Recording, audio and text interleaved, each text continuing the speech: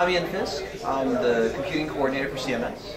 Officially I work for Fermilab, but these days I am stationed at CERN. It's a 2-year appointment to lead the computing for CMS.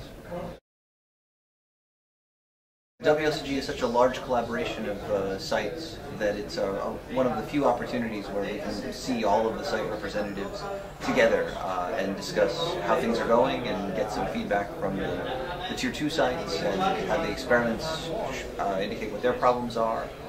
The sites can indicate what new information they want from us, and it's an opportunity about once a year to touch base. One of the things I learned in preparation for the meeting was I went through all of the accounting reports for the Tier 1s and the Tier 2s. And I found that we are utilizing the Tier 2 computing at a much higher level than I expected. We're already seeing about an 80 or almost 90% utilization of the resources.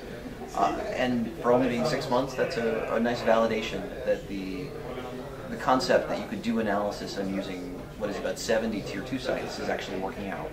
I think there were a lot of early detractors that we would never be able to use these for anything besides Monte Carlo, and that the users would never be able to move away from CERN as rapidly as they have.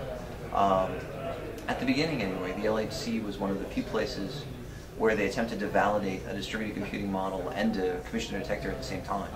If you look back into the 90s when they did the Tevatron, at the beginning all of the computing was located at Fermilab. And eventually they got out to sort of 50% of the computing being away after 4 or 5 years. LHC has done something a lot more complicated. They've gone from having to ramp up a system where 80% of the computing is already located off of CERN, and those numbers are going up. And that's been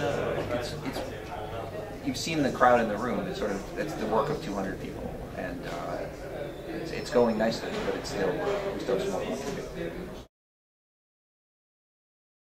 The main issue that CMS is having right now is that we have a growing community of users, that we've gone from about 50,000 jobs a day up to more than 100,000 jobs a day really in the last couple of months. It's a very rapid increase, and so we're seeing the growing, not necessarily growing pains, but it's been a growth experience over the last 6 months or so.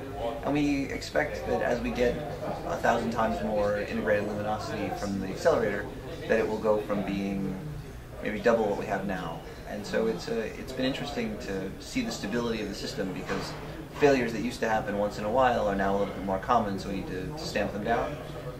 And the users who had been very understanding about problems that we were having when they were doing simulation and things that didn't have a lot of time criticality to them are now finding that with the deadlines for big major physics conferences coming up, that they are their stress levels are much higher. We actually have wonderful expectations for the future. The machine is, after a little bit of a rough start in getting the luminosity up, is now performing at a nice integrated luminosity per fill. And all the experiments should have interesting results for ICHEP, but the results throughout the fall should be much more interesting.